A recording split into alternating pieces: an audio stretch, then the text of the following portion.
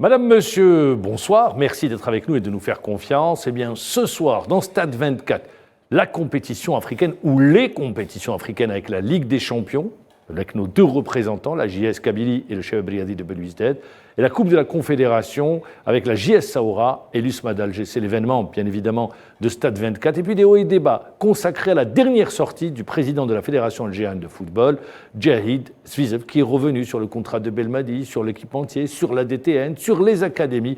Voilà, vous avez, le décor de l'émission qui est planté. Pour ce soir, nous avons avec nous Farid Zemiti, entraîneur. Farid, bonsoir.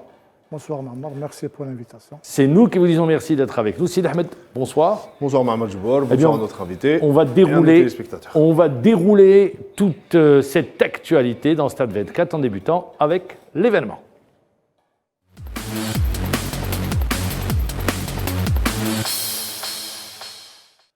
L'événement de Stade 24, c'est la compétition africaine, la Ligue des Champions et la Coupe de la Confédération africaine de football, puisque nos 4 représentants dans ces compétitions évoluaient à l'extérieur. Compte rendu signé Sid Ahmed Khaddis. Le CR Belouizdad a perdu sa rencontre devant les Maliens du Djoliba AC pour le compte du deuxième tour préliminaire aller de la Ligue des Champions d'Afrique disputé ce dimanche à Bamako. Les locaux ont ouvert le score dès la 3e minute par Oumar Kamara. Cueillis à froid, les Belouizdadiens ont su réagir très vite. Mohamed Islam Belkhir égalisera à la 10e minute de jeu. En seconde période, Djoliba a inscrit un deuxième but grâce à Djibril Koulibaly à la 74e minute de jeu pour un score final de 2-1. Le match retour se jouera la semaine prochaine au stade du 8 mai 45 à Sétif. Le CRB sera privé de 2 joueurs clés, à savoir les 2 défenseurs centraux, Keddad et Bouchal, qui ont été expulsés en fin de rencontre par l'arbitre du match. De son côté, la jeunesse sportive de Kabylie s'est imposée au Togo contre l'Asco Kara 2-1 au match aller. Les Canaries ont bien débuté la rencontre en inscrivant 2 buts dès le premier quart d'heure de la partie. Le milieu de terrain Mustafa Lili a ouvert la marque à la 13e minute, imité 2 minutes plus tard par son coéquipier Mohamed Lamine Ouattara, qui double la mise à la 15e minute de jeu. L'Asco Kara réduira le score à un quart d'heure de la fin grâce à Abdoul Ouattara. La JS Kabylie prend une option au Togo avant le match retour. Dans l'autre compétition africaine, l'USMA d'Alger a réalisé un excellent début en allant s'imposer dimanche à Lomé devant les Togolais de l'AS Kara pour le compte du deuxième tour préliminaire aller de la Coupe de la Confédération africaine de football. Les Usmistes ont ouvert le score grâce à un but contre son camp de Latif Issaka à la 20e minute de jeu. Un but qui permettra aux Rouges et Noirs de jouer plus libérés avant qu'Ayman Mahious n'inscrive le second but à la 48e sur pénalty. Le match retour se jouera également la semaine prochaine au stade du 8 mai 45 à Sétif. Notre deuxième représentant dans cette compétition était moins en réussite. La JS Saoura a concédé une courte défaite face aux Ivoiriens du Sporting Gagoua sur le score d'1-0 au stade de Yamoussoukra. L'unique but de la partie a été inscrit par Mahan Mark Goua à la 16e minute de jeu. Il va falloir refaire son retard au match retour. Le match se jouera au stade Miloud Hetfi à Oran. Et bien voilà, concernant nos représentants, puisque en Champions League africaine à l'extérieur, le Chebeb Briadi de Belouizdad a connu sa première défaite de la saison, battu par le Djoliba du Mali, 2-1. Mais ce qui encore complique la situation dans le match retour, et je parle à un axial, Farid Zemiti, vous évoluez comme axial, c'est la charnière centrale du CRB, Keddad Bouchal, qui sera absente pour le match retour. Ça va compliquer la situation. Oui, bon, c'est vrai que le Chebeb ils ont évolué à 9. Donc oui, mais après le deuxième but. C'est après le deuxième but. Et malgré, il pouvait quand même. Comment il restait de temps à jouer? Il ne restait pas beaucoup de temps. Il restait 3-4 minutes. Ah, d'accord, ok. Donc, bon, le Chebeb Belouizdad, je pense que. Ils ont les moyens de revenir. Oui, mais l'axe central, moi je vais rester sur l'axe central qui sera absent. Bouchal, Keddad, c'est la meilleure paire du championnat. Ils vont devoir pour la première fois jouer sans cette paire. Non, il y a Haddad qui il n'a pas joué il n'a pas joué. Il est là pour ça. Il y a un problème. Pour vous, ça ne va pas pénaliser le CRB? Non, puisqu'il fait partie de l'effectif, il travaille, donc il doit prendre ses responsabilités, jouer, c'est tout. C'est comme ça. L'entraîneur. Il n'a joué aucune minute depuis l'entame de la saison. Oui, c'est vrai qu'il est en manque de compétition, mais ils n'ont pas le choix. Il faut qu'il joue. Il faut qu'il rentre.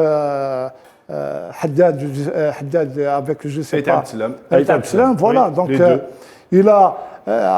Lorsqu'on fait notre liste au départ de la saison, on fait chaque fois 4 arrières centraux. Donc 2 qui jouent.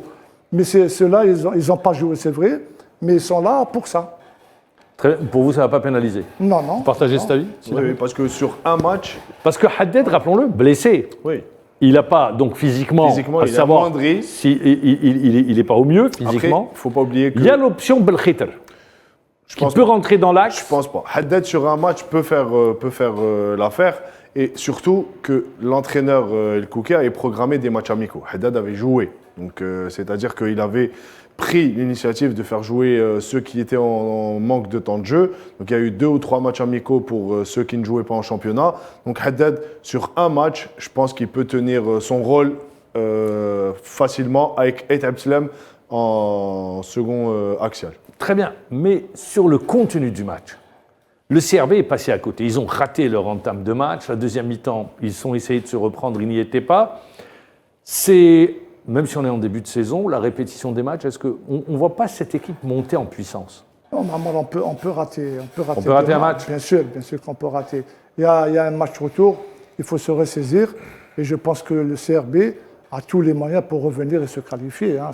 Y a pas... Ils ont marqué le but à l'extérieur. Voilà, donc ils ont marqué. En plus, ils ont une bonne équipe, des bons joueurs pour aller se qualifier. Ils joueront à Sétif. Ouais. Mais c'est le deuxième match qui rate à l'extérieur. Ouais, c'est ce qui est inquiétant. C'est ce qui est inquiétant. C'est ce qui est inquiétant pour un club qui envisage ou qui ambitionne d'aller dans le dernier carré de la Champions League. Là, c'est vrai que c'est pas des foudres de guerre.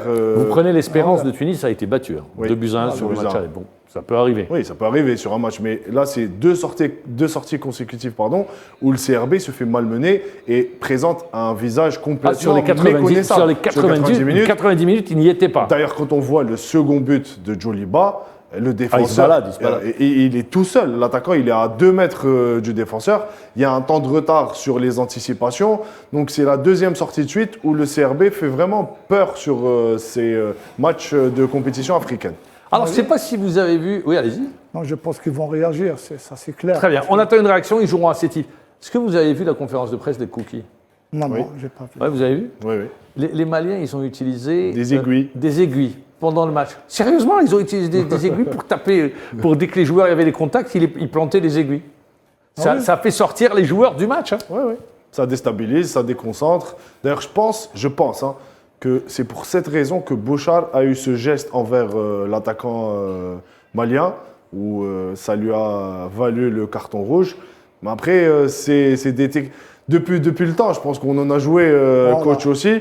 Il a dû jouer des matchs en Afrique. Ils ont toujours usé de ces manières-là. C'est la première fois que j'entends parler d'aiguilles. Ah oui, les aiguilles, c'est la première fois. C'est la première fois. Bon, il a montré ça en conférence de presse, c'est l'entraîneur. Donc, après, sur le match, il aurait fallu... Sur le match, le CRB n'était pas dans le match. Ils n'y étaient pas du tout. Alors, la JS Kabylie, l'arrivée de Amrani a fait beaucoup de bien, la JSK. Ils marquent, ils gagnent, on les a vus, ils sont sur une dynamique. Il a su renverser complètement la donne à Amrani. Tout à fait. Dès l'arrivée de Amrani, je pense que la JSK, actuellement, Mais comment vous expliquez une équipe qui ne gagne pas, qui ne marque pas, un coach arrive, tout de suite il trouve la solution? C'est le mental, là. Pour vous, c'est le mental? C'est pas le repositionnement des joueurs, faire jouer certains joueurs qui ne jouaient pas, redonner, redistribuer les cartes? La façon de jouer, s'il a changé sa façon de jouer, parce que je n'ai pas vu le match, je pense qu'Amrani, il a ramené ce déclic-là, c'est en discutant avec les joueurs, c'est en travaillant avec les joueurs, il les a libérés, donc voilà. Dans un laps de temps aussi court? Bien sûr, ça va vite, ça va vite. Le fameux déclic psychologique? En football, ça va vite. Il y a des joueurs, ils sont jeunes, ils entendent un discours autrement, et bien, ils sont motivés, ils sont là, sur le terrain, ils travaillent, ils sont arrivés à gagner le premier match. Non, pas celui-là. En championnat. Avant championnat, plus la Coupe d'Afrique. Et ce deuxième match, donc ils sont en bonne voie. Espérons que le match retour, ils vont se donner. Oui, au tour précédent, ils avaient marqué 3 buts. Voilà. Donc là, ils marquent 2 buts. Donc ils ont retrouvé le chemin défilé. Ils retrouvent la confiance. Ils gagnent aussi. Et en championnat, ils ont gagné. Mais ce qui est intéressant avec Amrani, il arrive, l'équipe n'avance pas, l'équipe ne marque pas, l'équipe est en proie au doute. Il redistribue les cartes complètement. Je pense que déjà, quand il y a l'arrivée d'un nouvel entraîneur, et ça nous est déjà arrivé par le passé, il suffit que les joueurs adhèrent au mode de fonctionnement et à la philosophie de cet entraîneur pour redistribuer les cartes, comme vous dites. Il y a des joueurs qui ne jouaient pas et qui veulent vraiment montrer à l'entraîneur qu'ils peuvent être là, titulaire dans le 11 de départ. Et c'est à l'entraîneur après de faire ses choix. Mais comme l'a dit Farid Zemeti, je pense que c'est beaucoup plus psychologique que technico-tactique. On le voit, c'est des joueurs qui étaient vraiment dans le doute, qui n'arrivaient pas à avancer, très crispés. Il y a eu l'arrivée de Amrani, je pense qu'il les a libérés. Il y a eu un mauvais casting pour vous au départ à la JSK avec l'arrivée du Belge? Possible, il y a aussi... Pourquoi vous dites possible? Les résultats n'étaient pas là. Donc, non, ils ont quand pourquoi même... vous dites possible? Vous qui avez déjà travaillé avec un Belge, en l'occurrence Bruce. Non, il ne connaît pas le championnat national, hein, il faut le reconnaître. Hein. Bruce avait une idée sur le championnat national. Donc, en plus, on a fait une bonne préparation. Et aujourd'hui, la GSK, j'ai vu, bon, ils ont un bon groupe. Oui. Individuellement, c'est des joueurs de qualité, il faut le reconnaître. Hein. C'est vrai. Bon, ils avaient besoin d'être bien pris en charge sur le plan psychologique. Et bien voilà, Marani, là, il fait le travail qu'il faut. Et voilà, les résultats sont là. En plus, rappelons que Maman de la JSK a pratiquement commencé avant tout le monde. A eu droit à 3 stages de préparation à l'intersaison. Donc je pense que sur les premiers matchs, la machine avait du mal à démarrer, c'était pas encore huilé. Mais au fur et à mesure qu'ils avancent, c'est le fruit du travail qu'ils ont effectué à l'intersaison qui est en train de ressortir aujourd'hui. Et Amrani a su, on va dire, mettre en place un système de jeu pour permettre à ses joueurs de s'exprimer librement. Là, ils passent au prochain tour, ils vont en phase de poule. Oui, c'est quasiment acquis, 2-0 sur un match. C'est autre chose. Hein. Quand vous gagnez à l'extérieur 2-0, bon, c'est fini. Non, la phase de poule. Ah oui. La phase de poule, il va falloir hisser le niveau de jeu. Hein. Ah, oui. Ça, parce que vous êtes en 8e de finale pour pouvoir aller en quart de finale où vous passez au match à élimination directe. Allez, en revanche, pour la Coupe de la CAF, nos 2 représentants également, on a une équipe l'USMA d'Alger qui gagne 2-0 en déplacement au Togo. Et nous avons la JS Saoura qui, elle, a perdu. L'USMA d'Alger qui fait un bon entame de saison en championnat. C'était leur entrée en lice, hein, je rappelle, pour nos 2 représentants. Voilà. Mais ils ont été exempts le premier tour. Qui a connu une seule défaite face au Mouldi Adoran et là qui gagne à l'extérieur, ça met en confiance. Oui. L'USMA sont en phase d'une bonne dynamique de bons résultats. C'est vrai qu'ils ont perdu contre les MCO, mais ils ont tout de suite repris et ils ont gagné à l'extérieur. Cette année, l'USMA gagne beaucoup à l'extérieur, donc c'est bien de gagner à l'extérieur. Je pense que le match de retour, ça sera une formalité pour eux. Plus compliqué pour la JS. Oui, beaucoup plus compliqué. Après, pour l'USMA, je pense que c'est à l'image de leur début de saison. Ils font un bon début de saison. En championnat, ils sont réguliers. Mis à part cette dernière défaite face au MCO, ça peut arriver. J'avais vu les séquences, le résumé du match. Ils sont loin d'avoir démérité. Ils ont fait un très bon match. Ils encaissent un but contre le cours du jeu. Donc, ça ne reflète en aucun cas. Mozienne a beaucoup apporté. Oui. Mozienne, Mahious aussi. Chita qui retrouve une place. Et c'est une équipe plaisante aujourd'hui. C'est une équipe qui joue en mouvement. On le voit à chaque fois, même sur les premiers matchs de championnat. Mais ils ne marquent pas beaucoup. Ils font l'essentiel. 1-0. C'est toujours étriqué sur des scores étriqués, mais ils font l'essentiel. C'est-à-dire que c'est un bloc, c'est une équipe qui joue très bien collectivement. Ils défendent bien aussi ensemble. Ils n'encaissent pas beaucoup de buts. Ça, c'est important. Et donc aujourd'hui, je pense que c'est vraiment à l'image de ce qu'ils sont en train de faire. En Coupe d'Afrique, ça va les mettre en confiance pour le championnat. Je pense que le fait d'avoir gagné à l'extérieur, ça va leur redonner confiance pour les prochains matchs en championnat. En revanche, il y a une équipe qui connaît un début de saison difficile. C'est la JS Saoura. Défaite contre le Chef Briadi de Belouizdad sur le score d'1-0. Ils perdent à domicile, ils n'ont pas l'habitude de perdre. Changement d'entraîneur, je le rappelle. Et là, ils perdent 2-1. Ils ont marqué un but à l'extérieur. C'est bien. Ce but peut leur permettre, à l'extérieur, il faudra gagner 1-0. À Oran, ils joueront au stade de Miloud Hetfi. Mais cette équipe, on le sent, elle n'est pas sereine. Elle ne dégage pas la Saoura. Ils ont perdu 1-0. 1-0. 1-0. 1-0. Ils n'ont pas marqué. Je ne sais pas pourquoi j'ai redonné un but. C'est l'USMA. Et donc, la Saoura, il ne dégage pas cette sérénité en cette entame de saison. Non, à mon avis, le Saoura, c'est un problème de stabilité. Stabilité technique ? Bien sûr, à chaque fois, on change un entraîneur, à chaque fois, s'il y a un mauvais résultat, on change. Non, ça ne marchera pas comme ça. Impossible. Dans la mesure où les jeunes, vous venez de le dire, les jeunes, c'est un peu... On connaît bien le Saoura parce que c'est une bonne équipe. C'est une bonne équipe à l'extérieur. Mais ils ont perdu beaucoup de joueurs. Ils ont perdu des joueurs cette intersaison. Non, indépendamment qu'ils ont perdu les joueurs. Mais c'est quand même, ils ont recruté des joueurs. C'est vrai qu'il peut-être pas du même niveau que ceux qu'ils avaient. Ok, mais c'est une bonne équipe à domicile à l'extérieur, mais il y a un problème de stabilité technique. Donc à chaque fois, il y a un nouveau entraîneur, il y a une nouvelle stratégie, il y a un nouveau projet de jeu. Donc à chaque fois, ils sont là, ils travaillent, ils traversent. C'est des jeunes. Ils ont pris un jeune entraîneur, un Tunisien âgé de 30 ans. Chaldoud, qui était adjoint dans le championnat national. Là, il joue. C'est un pari. C'est un pari. Oui, c'est vraiment un coup de poker. Exactement. C'est un pari que sur un jeune de 30 ans. Fait. Ça peut réussir.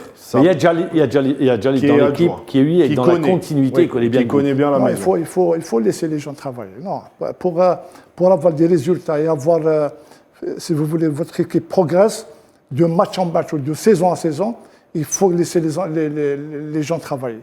Il y a un entraîneur, l'entraîneur de l'année passée, il a fait des bons résultats, il fallait le laisser travailler. Il était parti d'entraîneur, il n'est pas resté jusqu'au bout. Après l'élimination en Coupe d'Afrique, il est parti. Il est parti. C'était au 5 juillet, ils avaient joué au 5 juillet. Donc, mais techniquement, c'est une bonne équipe. Ça, voilà, même ce match en perdant 1-0 ils sont partis où? En Côte d'Ivoire. En Côte d'Ivoire, ils vont revenir, ils vont Inch'Allah se qualifier. Hein. Oui, mais je pense que par rapport à la saison dernière, ils ont perdu en qualité de joueurs. Ils ont vraiment perdu en qualité de joueurs parce qu'il y avait un meilleur effectif là, en termes de qualité intrinsèque individuelle. C'est vraiment une perte pour la GS. Il y a 2 ou 3 joueurs qui sont partis. 2 joueurs, je pense. Hein. Oui. 2 joueurs, Hamidi qui a rejoint le Shabab Riyadi de Belouizdad. Vous avez également, parmi les... Bon, vous avez le Messoud qui a quitté, lui, déjà l'année dernière. Ils ont perdu Yahya Sherif, ils ont perdu également Merba, ils ont perdu beaucoup de joueurs qui sont partis. En plus, on est qu'au début de la saison. Et je pense que les recrues ne sont pas au niveau de ceux qui sont partis. Il va falloir du temps. Il faut du temps. Comme ça, ils sont arrivés... Il y a combien de départs du championnat? Il y a 2 mois, même pas. 2 mois, donc il faut du temps. Je pense qu'ils vont entrer, ils vont faire. Déjà, Mamal. La qualification du prochain tour. S'ils vont se qualifier, ils vont retrouver la joie de jouer, la confiance. C'est comme ça. La gamme fait beaucoup de bien chez les jeunes. Messieurs, dans un groupe, ça fait du bien. Messieurs, est-ce que sur les 4 clubs, Champions League et Coupe de la CAF, est-ce que vous. Bon, le CRB l'a déclaré. Objectif, c'est briser ce plafond de verre des quarts de finale, au moins atteindre les demi-finales. Sur ce que montre actuellement le CRB, je ne sais pas ce que ça sera au mois de février, ce que montre le CRB, ça va être compliqué. C'est mitigé. C'est sur le contenu, sur ce que j'ai vu en Coupe d'Afrique. Est-ce que vous pensez que la JSK a une histoire, une profondeur historique avec la compétition africaine? L'USMA d'Alger renoue avec la compétition africaine. La JS Saouraï s'installe également. Est-ce que, pour vous, je vous pose la question, Faïd, quelle est l'équipe qui, pour vous, face à la concurrence, face aux adversaires, peut aller le plus loin possible? Parce qu'après, je rappelle, il y a 2 compétitions. Il y a la phase de poule et il y a les matchs à élimination directe. Non, c'est la phase des poules, c'est sincèrement, parce que j'ai eu l'occasion de jouer avec l'USMA, j'étais avec Bilal. C'est une phase difficile, sincèrement. Il y a des équipes qui ont l'habitude de jouer ces compétitions. Donc, à l'image de l'Ahli, l'Ittihad, les Wydad de Casablanca. Donc, c'est des habitués de cette compétition. Mais je pense qu'en travaillant, et comme j'ai vu la dernière fois l'équipe de l'USMA à Oran, c'est vrai qu'ils n'ont pas démérité, mais c'est une équipe qu'il faut encore travailler parce qu'ils ont un problème d'efficacité devant. J'ai vu, il y a l'apport de Mziane qui revient, Mahious qui marque, pas beaucoup, mais qui marque les buts décisifs. Je pense qu'à partir de là, ils peuvent aller encore plus loin cette année. L'USMA, je dis bien l'USMA. Le Shabab de Belouizdad, pour moi, c'est une équipe. J'ai lu sur un journal que le président a fait comme objectif demi-finale ou finale. Oui, c'est le Caridas. Caridas. C'est vrai que en parlant comme ça, c'est facile. Mais sur la pratique, c'est très difficile. Ça va être très difficile. Mais il faut commencer dès maintenant à préparer que l'objectif, aller en demi-finale ou en finale, il faut vraiment suer pour arriver parce que c'est très dur. Sincèrement, il y a des clubs costauds, habitués à ça. Donc il faut bien travailler pour arriver. Ouais. Moi, je pense qu'au début, sur la phase de poule, tout dépendra du tirage. Parce qu'on peut tomber sur un tirage clément, être dans une poule assez facile par rapport à ce qui se fait de mieux en Afrique. Mais une fois dépassé la phase de poule, c'est une toute autre compétition qui commence. Ça dépend où vous vous classez, si vous êtes premier ou deuxième aussi. Et on a les meilleurs du continent. Et à ce moment-là, il va falloir vraiment aller battre les meilleurs pour espérer aller en demi-finale ou en finale. Ça, c'est une vérité. C'est clair comme de l'eau de roche. On ne peut pas aller en finale si on n'est pas meilleur que El Ahly, El Wydad. Quand vous regardez comme ça les effectifs des 4 de nos représentants, vous dites, il y a une équipe qui a le gabarit, qui a vraiment pour la compétition, qui a les qualités pour aller et chercher. déjà, c'est 2 compétitions différentes. Oui, moi je reste la Champions League. La GSK, vous l'avez dit, il y a une profondeur historique, ils sont habitués, il y a un nom, il y a vraiment une histoire, une identité pour ce club en Afrique. Après, en termes de qualité de joueurs, je ne pense pas qu'ils aient l'effectif pour cette saison, du moins pour ce qu'on a vu depuis le début de saison. Après, le CRB, c'est la 3e année consécutive où ils jouent cette compétition. Ils sont en train de s'installer sur la compétition. Ils commencent à s'installer dans la durée. C'est bien parce que c'est ce qui va forger, ce qui va permettre à des joueurs de gagner en expérience d'année en année. Ils ont pratiquement gardé le même effectif, donc avec 1 ou 2 renforts de plus. Je pense que le CRB peut espérer vraiment casser ce plafond de verre des quarts de finale et aller chercher une place en demi ou peut-être en finale. Mais pas avec ce comportement des défenseurs. Des défenseurs, oui, bien sûr. Non, mais après, c'est une autre compétition. Et ça dépendra aussi, coach, de l'état de forme. Je vais rester sur cette question-là, parce que vous le dites comme ça, non pas avec ce comportement. Ils ont un vécu maintenant, aujourd'hui, sur la compétition africaine. C'est la 3e année. En principe, ils sont rodés. Tout à fait. Ils ne doivent pas tomber dans le piège. Oui, mais c'est ce qu'on disait. Peut-être que là, on voit encore une fois que jouer en Afrique, ce n'est jamais simple. Parfois, on dit souvent qu'aller jouer dans des pays comme le voisin, même des pays limitrophes, le Mali, le Sénégal, des pays de l'Afrique de l'Ouest, ce n'est jamais simple. Il y a le climat, il y a les conditions. Ouais, mais moi, j'ai bien aimé la déclaration d'El Kouki. Il dit, bon, s'il te plaît, s'il vous plaît, on ne va pas parler climat, on ne va pas parler de terrain.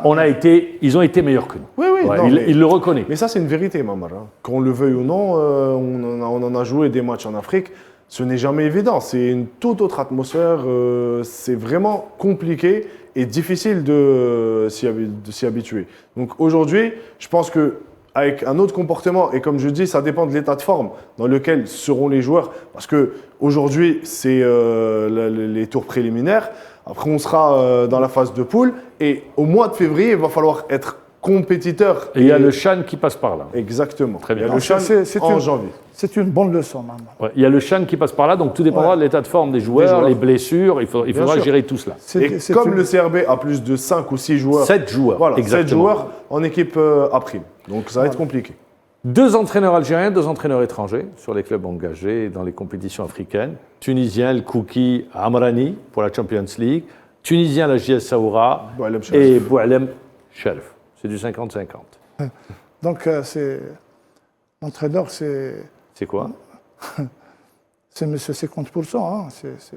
On a vu le dernier match congelé sur un papier que Sherif a fait le bon coaching en deuxième mi-temps. Et ils ont marqué. Donc, mais pour les Tunisiens, pour Kouki, ce n'était pas le cas. Ah, le Kouki, actuellement, il ne fait pas l'unanimité. Il ne fait pas l'unanimité. Sur un match, Wallah, tu peux dire n'importe quoi. Pas sur un match, sur le contenu des derniers matchs. Ouais. Pas sur un match. Non, parce qu'il connaît. Bon, Kouki sur ses choix aussi.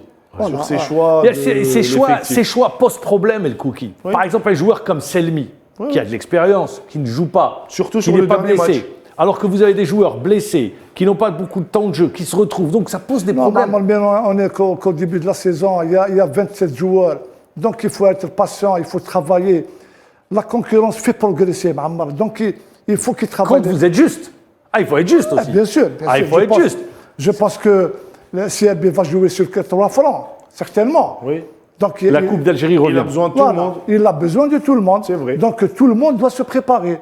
Maman a dit que je ne suis pas bien, je ne joue pas. Non, Il faut travailler. Moi, je n'ai pas dit ça. Non, j'ai dit, je me pose des toi. questions. Je me pose des questions. Un joueur blessé qui était absent et qui revient et qui ne s'est pas entraîné. Et un joueur qui s'entraîne quotidiennement et qui est là, qui a de l'expérience et qui ne joue pas. Donc je me pose des questions. On a le droit de se poser des questions. Je ne connais pas les dedans du Shabab, je ne connais pas. Donc, mais je sais une chose, qu'il faut avoir un bon effectif. Pas en joue. Et de la profondeur surtout. Oui, bien sûr, c'est clair. Si tu as un effectif, c'est sûr que tu as de la profondeur dans le banc de touche. Mais donc, les choix.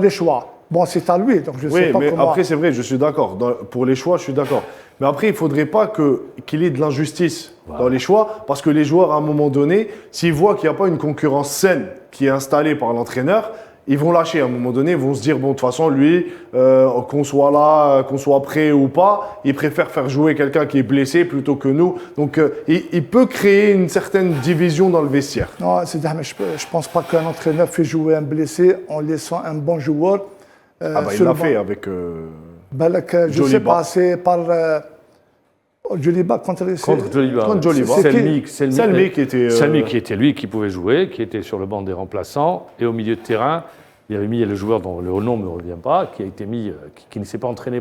Quelle blessure la nature de la blessure. La nature de la blessure, on ne sait pas. C'est une blessure, par exemple, une élongation, il ne fait pas jouer un joueur qui est... Non, je dis, ils n'étaient pas assez entraînés. Il n'était pas blessé le jour du match. Il revenait de blessure. Et il est rentré de séance d'entraînement, il n'a pas eu toutes les séances. Voilà, c'est juste.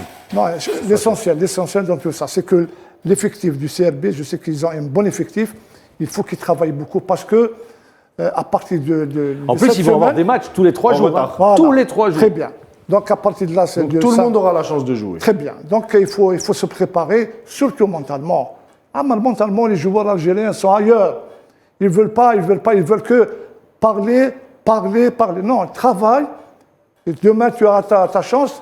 Il faut prouver à l'entraîneur que je mérite cette place. Le jour où il lui accorde cette chance. Voilà. Très bien. Allez, on va passer des hauts et des bas, la deuxième partie de l'émission.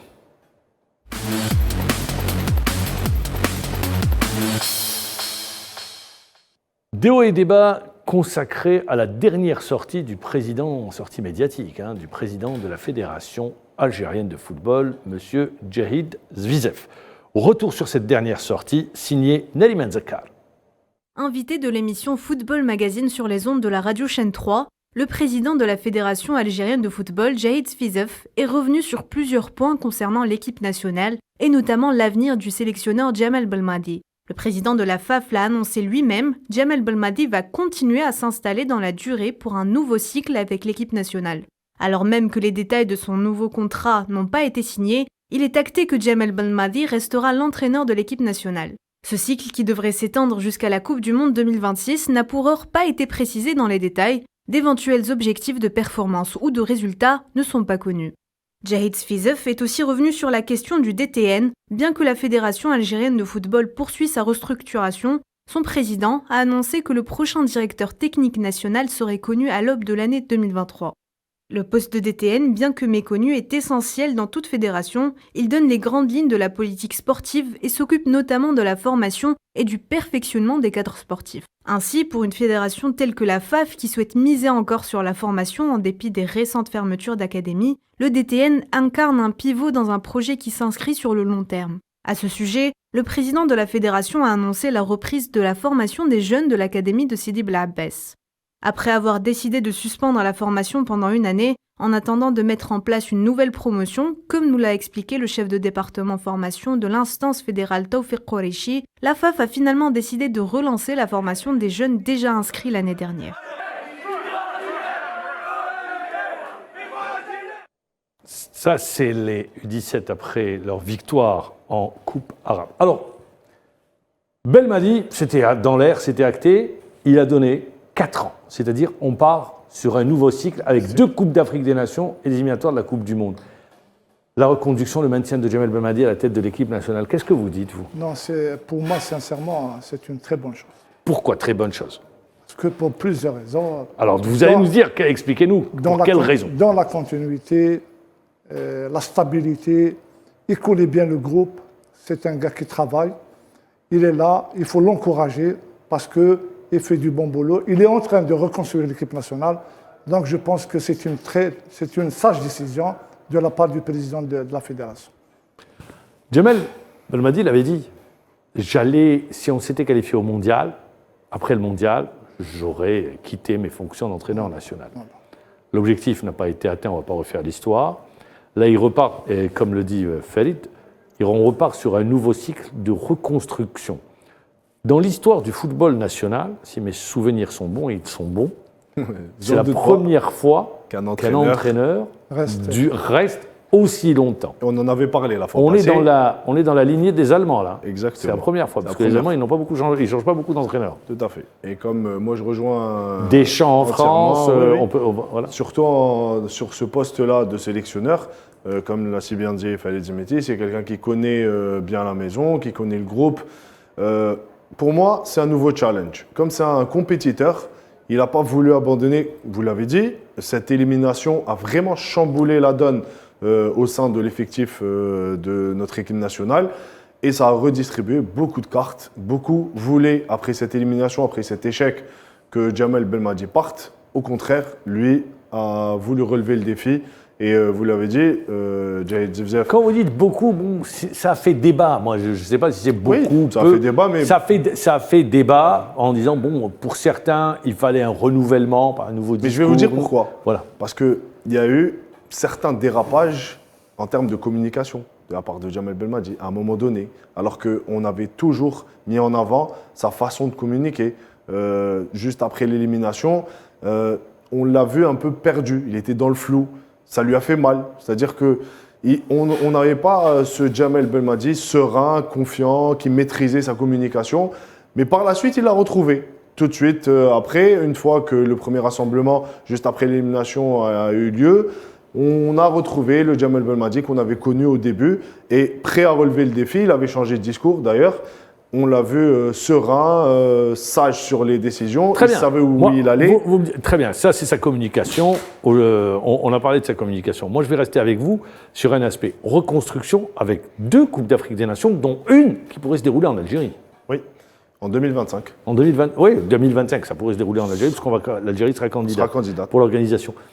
2 objectifs, donc déjà, il y a un premier. Oui, il y a un premier objectif, c'est la qualification pour la prochaine Coupe d'Afrique. Non, ça c'est dans la poche. Oui. Ça pose pas de problème. Ça reste du football. Mais non, ça reste dans le Niger, on passe les doigts dans le nez. Ça reste du football, c'est-à-dire que c'est la phase finale qui posera problème. Donc, la phase finale où il faudra aller chercher en Côte d'Ivoire un résultat. Une place sur le podium, c'est-à-dire que... Pourquoi le podium? Il peut être dans le Carré-Da, c'est terminé 4e, quart finaliste. Sur le podium, moi je le vois bien. Connaissant Jamel Belmadi, il ne va pas se contenter, on est passé à la trappe sur la dernière Coupe d'Afrique. Je l'ai dit, c'est un nouveau challenge pour lui, il va vouloir se racheter. Donc je pense que, comme vous l'avez dit, l'équipe nationale est en pleine reconstruction. On l'a vu avec de nouveaux joueurs qui ont intégré l'équipe, pas mal de jeunes joueurs, donc une moyenne d'âge qui est vraiment revue à la baisse. Et il y a des joueurs qui ont intégré cette équipe et qui font encore des bouts de match. D'ailleurs, il va y avoir des nouveautés au mois de novembre. Prochain regroupement, je pense que Awar va intégrer l'équipe. Adli peut-être. Il y a encore des joueurs. Je suis pas encore sur Adli, mais bon, Awar. Oui, mais il y a encore des joueurs qui peuvent renforcer cette équipe. Donc je pense que l'objectif principal, c'est vraiment cette première Coupe d'Afrique. Vous l'avez dit, c'est un cycle de 4 ans. Étant donné que sur la prochaine Coupe du Monde, ça sera 9,5. Donc il y a plus de chances de se qualifier. Mais partant déjà sur ces 2 Coupes d'Afrique qui nous attendent, et ça sera vraiment les 2 prochains objectifs de Jamel Belmadi. Il a parlé de la communication de Jamel Belmadi. On a vu que c'est tendu actuellement avec la presse. Non, je pense que... Comment non?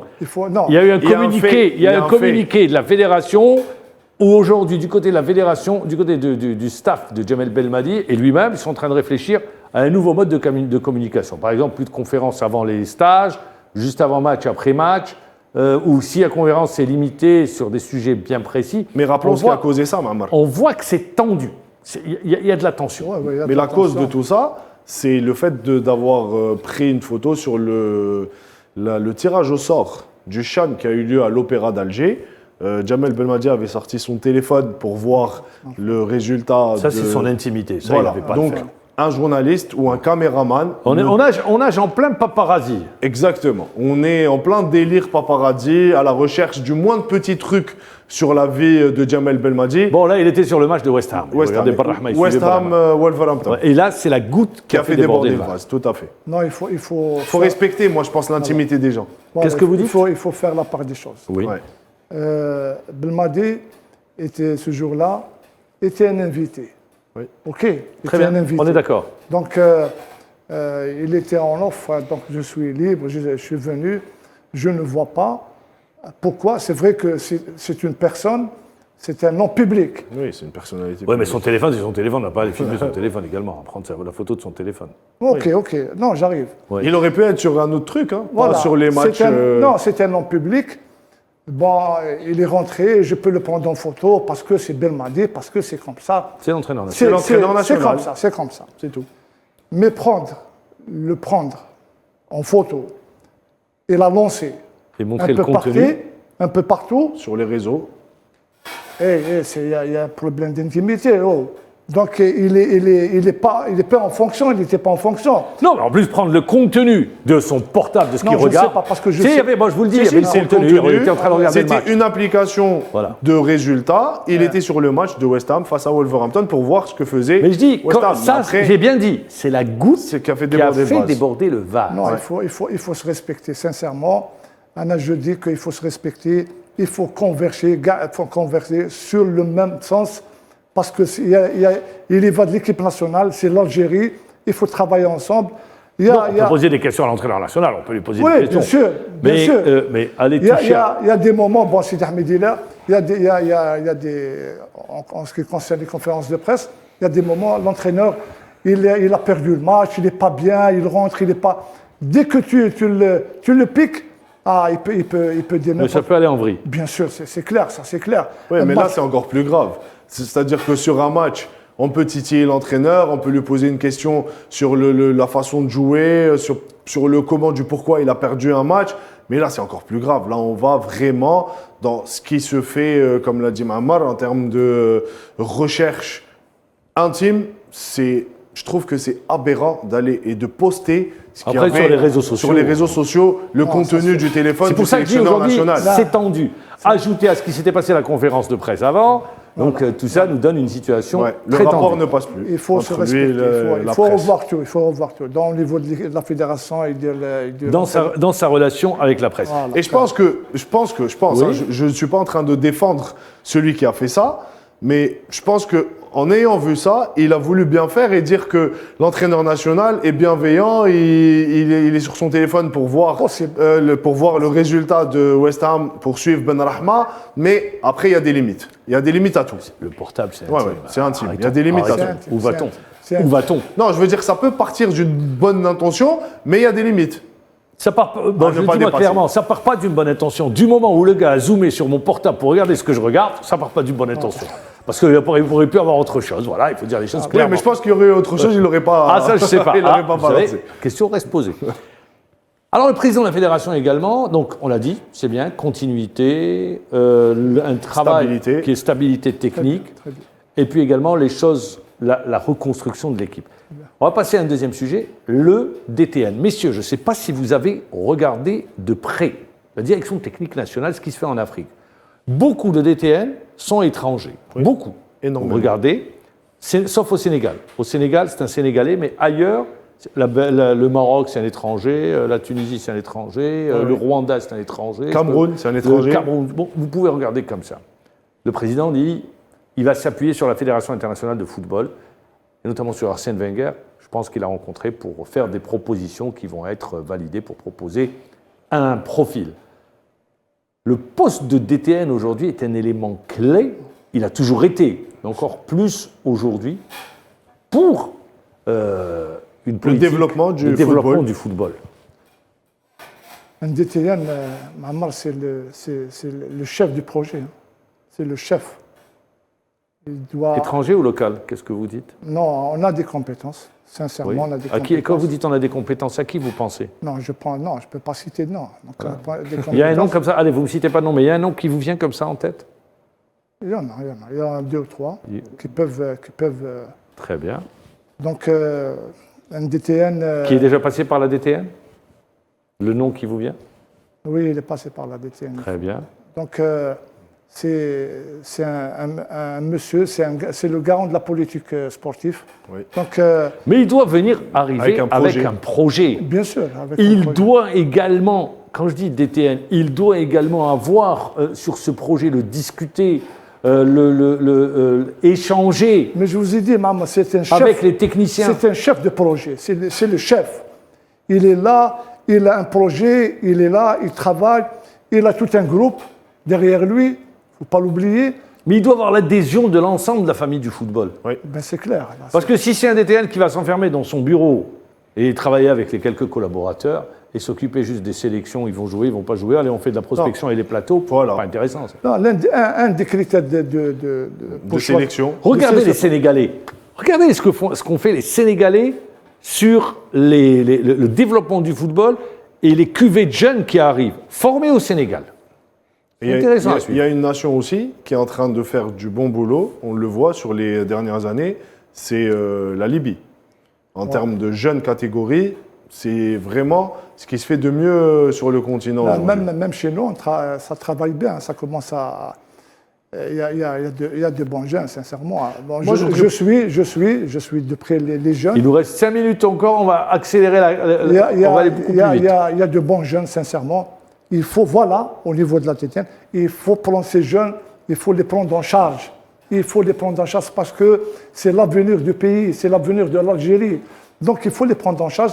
C'est vrai, il y a beaucoup de bons joueurs. Donc on ne peut pas prendre tout le monde. Mais il faut une prospection. C'est ce qui s'est passé à Belabès. Voilà, le rôle du TTN. Mais Belabès, parce que le téléspectateur, pour leur expliquer, ça s'est fait sur des tranches d'âge pour participer aux compétitions. C'est très bien. Par rapport aux objectifs. Par rapport aux objectifs, c'est pour ça. Donc il y a une nouvelle cuvée qui va arriver. Et ils attendaient une nouvelle promotion. D'ailleurs, aujourd'hui, le président et le DTN, par intérim, sont à Belabès. Très bien. Tout à fait. Et c'est très important de le souligner, puisque les U17 vont repartir pour préparer la Coupe d'Afrique à Belabès. Oui. Et l'entraîneur, M. Alaman, devra habiter à Belabès. Donc il sera en stage permanent. Stage permanent à Belabès. Voilà, concernant les académies. Il faut se baser sur les jeunes, parce que l'avenir, c'est les jeunes. En plus, la détection chez les jeunes, c'est à partir de la DTN. C'est le DTN, c'est le patron. Mais la DTN, vous le savez, la DTN, il y a le DTN et après sûr, tous les démembrements. Tous les démembrements. Il y a les différentes firmes qui vont sortir de... Moi, je pense que le plus important, c'est d'avoir une feuille de route sur laquelle on peut s'appuyer par rapport aux objectifs et aux échéances de chaque catégorie. On le connaîtra la mi-novembre, la mi-décembre. Mi-décembre, au plus tard, on connaîtra le nouveau DTN. Allez, on va aller vite. La dernière question, on a un nouvel équipementier. Ça a été annoncé. Ça y est, la marque aux 3 bandes, c'est terminé. On va avoir un nouvel équipementier. Ah oui? Oui, parce que le président l'a annoncé. C'est un équipementier allemand aussi. Ah, très bien. Oui, c'est ce qui se dit. Équipementier allemand. Équipementier allemand, je dirais peut-être ancien nouveau. Le plus important, c'est voir nos jeunes et notre Il avait équipé Usain Bolt. Exactement. En équipement bien... Enfin, le plus important, moi, je pense que c'est le contrat en lui-même de l'équipementier, parce que je trouve qu'il est insensé. Le président de la fédération avait dit, on n'est pas passé par des commerçants, je ne sais pas la maison ce mère. qu'il voulait dire. Là, c'est la maison mère avec de l'argent qui sera versé, des royalties qui seront, avec des magasins qui seront ouverts. Mais pourquoi il dit ça, Mohamed Jabbar? Parce que sur le contrat précédent avec Adidas, on se souvient, après l'avis d'appel d'offres fait par la Fédération algérienne de football, rappelez-vous, le contrat moins de 30 secondes. de S2F, c'était des intermédiaires, et le jour où certaines personnes sont allées demander à Adidas, la maison mère, s'il y avait un contrat avec l'Algérie, avait dit non, il n'y a aucun contrat qui les lie avec l'équipe d'Algérie. Donc, voilà, pour résumer, donc là, la donne change complètement. Faiz Emiti, merci. On vous souhaite bon vent. Merci encore une fois d'avoir répondu à l'invitation. Sid Ahmed, on se retrouve la semaine prochaine. Merci de nous avoir suivis. Nous, on vous dit bonne soirée et on vous donne rendez-vous lundi prochain à la même heure. Merci à toute l'équipe technique qui nous a accompagnés. Au revoir.